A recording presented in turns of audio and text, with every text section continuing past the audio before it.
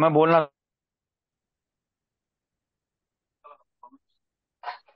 गधे, गर्दभ, बैसाख नंदन, पता नहीं कैसे कैसे नामों से ये मूक पशु जाना जाता है, लेकिन वजन ढोने में इसका सानी नहीं। और बेचारा हरी घास खाता भी नहीं है, उसे सूखी घास खाने की आदत होती है। लेकिन ये गधे अब इंसान की उस भूख के शिकार हो रहे हैं जो इंसान सदियों से पाले बैठा है, यानी कि वह हमेशा जवान दिखना चाहता है, जवान रहना चाहता है। और उसके लिए गधों की खाल में जो जिलेटिन होता है, एंटी एजिंग दवाइयां उसी से बनती हैं। और चीनी ऐसी एंटी एजिंग दवाइयां बनाने में माहिर है। इसी वजह से उन्होंने पिछले 10 साल में चीन से गधों का सफाया कर दिया।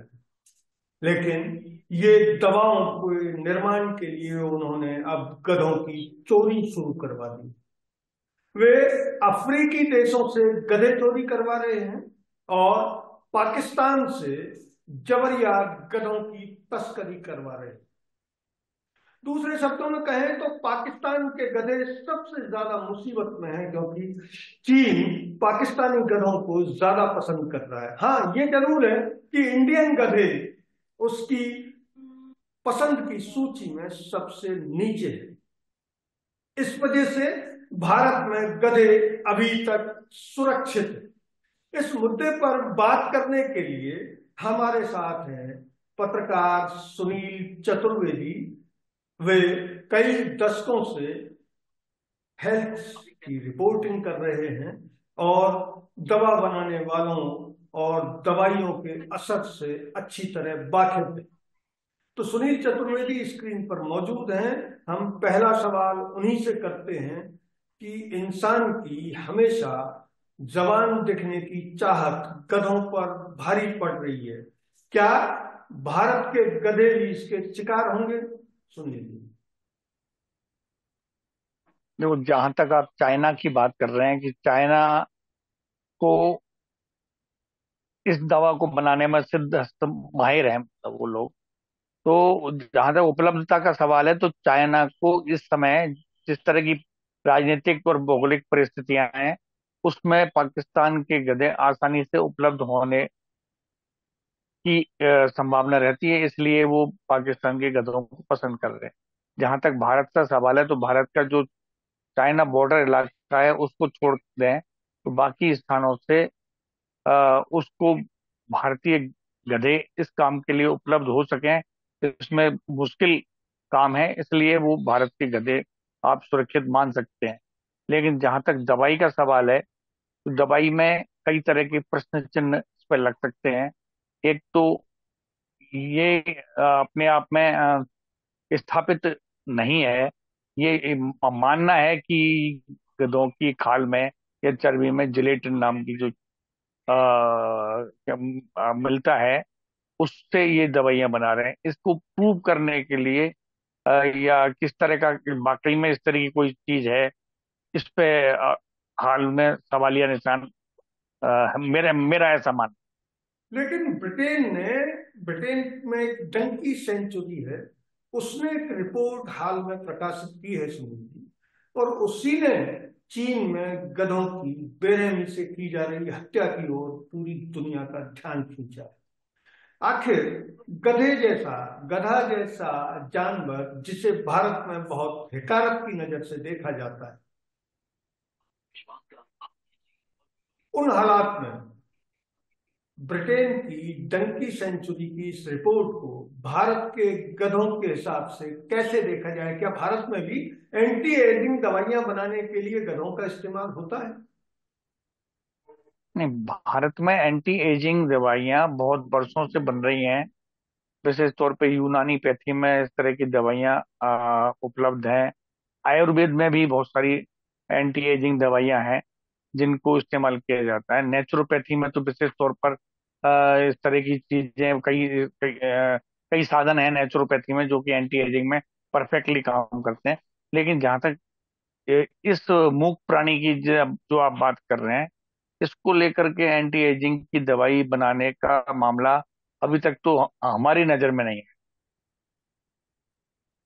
भारत में गधों की खाल से एंटी एजिंग दवा बनाने के बारे में सुनील जी का कहना है कि उनकी नजर में ऐसा नहीं है, जबकि वे फार्मा और फार्मा कंपनियों के कामकाज से कई वर्षों से वाकिफ हैं और उसकी रिपोर्टिंग करते आए हैं।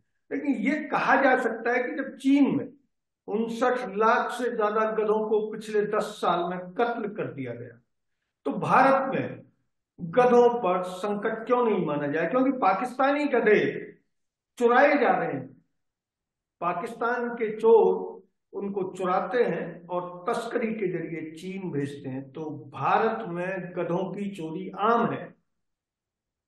पुलिस रिकॉर्ड लगातार इस बात की ताकीद करता रहा है। और राजस्थान में एक छोटा सा कस्बा है, छोटा सा एक गांव है जयपुर के पास, वहां हर साल एक गधक मेला, गधों का मेला लगता है और अच्छी नस्ल के और बढ़िया गधे वहां हमेशा आते हैं।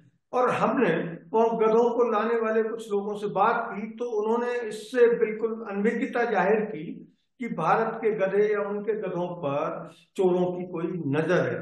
लेकिन अफ्रीकी देश और पाकिस्तानी और दक्षिण एशियाई देश, एक खबर आई है कि बांग्लादेश के गधे भी चीनी फार्मा कंपनियों के, चीनी दवा, एंटी एजिंग दवा बनाने वालों की पसंद में दूसरे नंबर पर है। बांग्लादेश के गधे भी काफी हष्ट पुष्ट होते हैं और उनकी भी चोरी अब होना शुरू हो गई है। तो जब दक्षिण एशिया में गधों पर पूरी तरह संकट छाया हुआ है, तो भारत के गधों को सुरक्षित करने के लिए क्या भारत का पशु मंत्रालय, कृषि मंत्रालय का एक विंग है पशुओं का, वो अलर्ट है?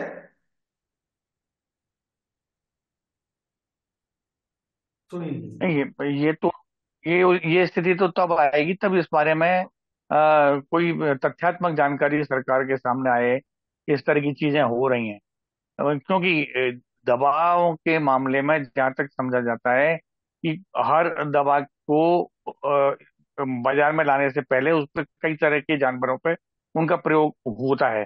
जैसे बंदरों पे, चूहों पर, या बिल्लियों पर, या और इस तरह के जो प्राणी हैं उन पर इस तरह का इस्तेमाल होता है। लेकिन इस प्राणी पे जो आप बता रहे हैं, ये तो बात ही अलग है। ये जो बात आप बता रहे हैं एंटी एजिंग वाली बात, इसके तो जो आप बता रहे हैं कि इसके बॉडी में जिलेटिन जो होता है उसको इस्तेमाल करने के लिए इस तरह का करते हैं।